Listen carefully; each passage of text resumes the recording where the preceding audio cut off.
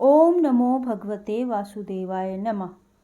सनातन धर्म में आस्था रखने वालों के लिए कार्तिक मास का विशेष महत्व होता है और उसमें भी पूर्णिमा तो बहुत ही खास होता है। इस दिन भगवान विष्णु और माँ लक्ष्मी की विशेष रूप से पूजा की जाती है। इससे पहले लोग संभव हो तो गंगा में नहीं तो किसी भी जलाशय में शुभ मुहूर्त को देखकर स्नान करते हैं। उसके बाद अपनी क्षमता के अनुसार दान करते हैं। इस दिन दीप दान की परंपरा का बहुत ज़्यादा महत्व होता है। हिंदुओं के लिए जिस तरह से कार्तिक मास विशेष होता है, उसी तरह पूर्णिमा का भी खास महत्व है। यह धार्मिक और आध्यात्मिक दोनों दृष्टिकोण से महत्वपूर्ण है। इस वर्ष कार्तिक पूर्णिमा 5 नवंबर 2025 को मनाई जाएगी। यूँ तो कुछ भक्त कार्तिक के पूरे माह स्नान करते हैं, कुछ तो गंगा किनारे कल्पवास तक करते हैं, किंतु कार्तिक पूर्णिमा के दिन स्नान करने का एक विशेष महत्व होता है। कार्तिक पूर्णिमा के दिन गंगा स्नान करने से सभी पाप नष्ट हो जाते हैं और मोक्ष की प्राप्ति होती है।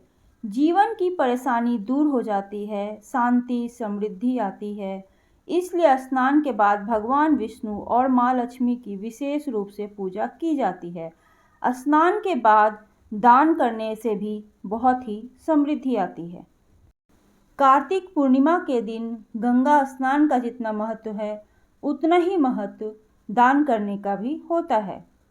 कार्तिक पूर्णिमा की तिथि का आरंभ 4 नवंबर 2025 को रात 10:36 से शुरू होगी और पूर्णिमा की तिथि 5 नवंबर 2025 को शाम 6:48 तक रहेगी।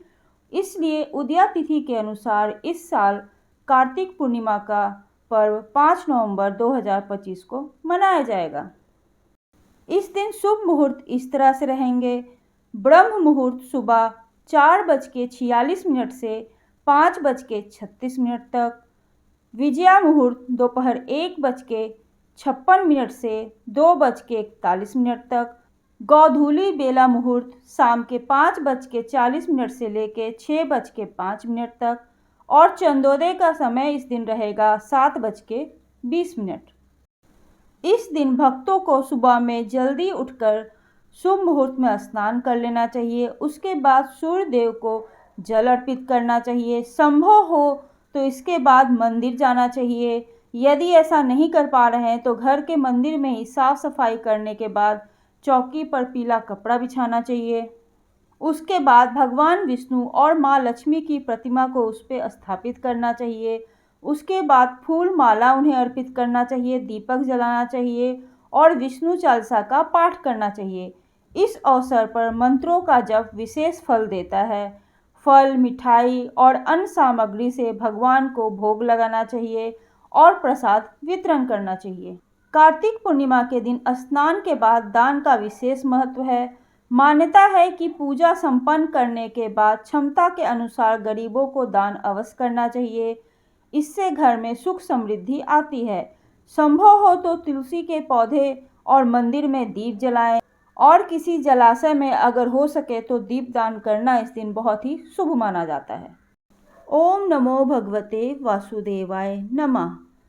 आपको यह वीडियो कैसी लगी प्लीज़ कमेंट करके मुझे ज़रूर बताइएगा और ऐसी ही धार्मिक और रोचक कहानियों को सुनने के लिए प्लीज़ आप मेरे चैनल को लाइक कीजिए, सब्सक्राइब कीजिए